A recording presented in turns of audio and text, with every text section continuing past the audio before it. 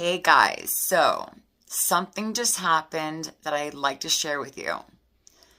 I was at Walgreens with my dad, and my dad and I separated for like a few minutes, and this guy swooped in and started talking to me. Now, I'm not an idiot, I'm not a child. The guy was hitting on me, and I knew it. He wasn't my type, but I appeased him, I was being nice. And we started having a conversation. He asked me what my sign was. So cheesy, I know, right? But the truth is, I ask people their sign too. So, whatever. I tell him I'm a Leo. So he's like, oh, so your birthday is coming up soon. I said, actually, yeah. It's on the 22nd of August. And he was like, do you have any big plans? Because maybe I can take you out. I said, actually, I'm going to be in the hospital because on the 21st, I'm having surgery. He asked me why I would be in the hospital and for what. And I just looked at him and said, I am having surgery because I have to deal with some health issues in regards to cancer. And he looked at me kind of strange, like, what do you mean? And I said to him, I have cancer. And he backed up from me, like literally backed up from me, as if I was contagious and had the cooties. And I did tell him, you know, cancer is not contagious, right? 2 seconds flat, he was like, oh, I just realized I have to be somewhere. And I'm like, that's cool. All right, have a nice day. First of all, asshole, you're the one who came up to me. I didn't come up to you. You're not my type. I don't want to come up to you. Second of all, like I said earlier, you cannot catch cancer. You can't. Now the question is, why is cancer so scary to some people? And I really can't answer that because the truth is, when I first heard that I had cancer, I was very scared and immediately thought of death. And I think that's what it is. When people hear cancer, they think of death. And that's perfectly normal. I mean, I remember telling my brothers when I had cancer, when I was first diagnosed, I was in the hospital. Because when I was diagnosed, I was literally taken that night to the oncology floor to start chemo that night, like 4 a.m., and to get 2 blood transfusions. And I called my brothers to let them know what was going on. And the first thing they did was look online to see what the mortality rate was with somebody that has the type of cancer that I do. I have leukemia type ALL, which is normally a pediatric cancer, but adults can get it. And when adults have it, it's more serious. Okay? So they checked it out and they said that there's a good chance of getting into remission, blah, blah, blah. But yes, it can be terminal. Like with any other cancer, it can be terminal. And I'm aware of that. And I always have been aware of that. But I'm not thinking that. So I understand this guy being afraid. But the fact that he backed up as if I was going to give it to him or something was kind of upsetting and disappointing because it made me feel like he was very ignorant. And that's why I'm doing what I'm doing right now. I want to bring awareness to people about cancer and chronic illness. Now, I didn't even mention chronic illness to him because I generally don't.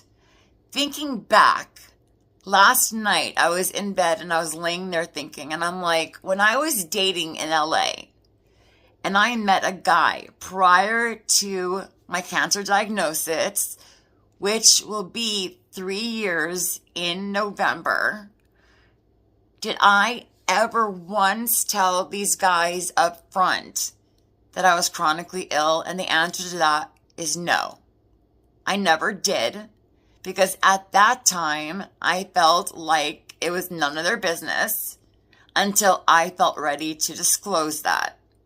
And to some degree, I still feel that way, but now I'm more upfront about it because I am older and people are wanting different things from me. And sometimes I can't give those things back in return. So that's why I'm very straightforward, very candid, and very upfront about what I'm going through. But with this guy, all I said was the C word, cancer. And he freaked the fuck out. I understand. I do. I do not hate this man, nor do I think he's a bad person, but he really needs to get a grip on what cancer is and how a person develops it. I was diagnosed with cancer. It's not like I ate something bad and then got sick, or I talked to somebody with cancer and then got cancer too. No, that's not how it works. Unfortunately, people do get cancer. My dad even asked my oncologist, why? Why did she get leukemia of all things? Why not lung cancer? Because when I was younger, I used to smoke. I don't smoke anymore. I haven't smoked in a very long time. Why not lung cancer? Why not breast cancer? Why not tongue cancer? Whatever. Why leukemia? And my doctor told my dad that there's no rhyme or reason, and that sometimes people are just diagnosed with a certain type of cancer just because. Leukemia is a blood and bone marrow cancer. It's a very painful cancer. Okay, I'm not putting down any other type of cancer and saying that anyone that has cancer other than leukemia is not going through pain. That's not what I'm saying at all, because I believe that everyone with cancer is suffering. But from my point of view and for what I've been experiencing and have been experiencing, leukemia, ALL, has been an extremely painful cancer. So I'm going to stop here and just say, if you meet somebody with cancer and you feel as though you are going to catch it, you are not correct. You are wrong. You're not going to catch it. If you have any questions about it, I think the person would be responsive enough to answer you. If you don't want to ask them, you know what you can do? Ask me. I will tell you the truth. I don't bullshit around. I don't play around. I'm upfront and I'm very, very candid. So that's where I stand with that. Please, if you have any questions, just ask. It's not a problem. No one's going to feel like you're stupid. Nobody is going to think anything of you other than that the fact that you want to know more about what's going on with them.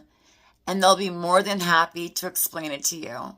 And like I said, if you don't want to do that, you can always come to me and brainstorm with me and talk to me about it. I'm open to it, letting you know that. So anyway, you guys, I'm wishing you a good day. Have a safe and happy day. And let's try to do our best at being compassionate and empathetic. All right? So, I'm ending this now. Mwah. Take care. I think I know how to shut it off now, so no worries there. Have a great day. Bye-bye.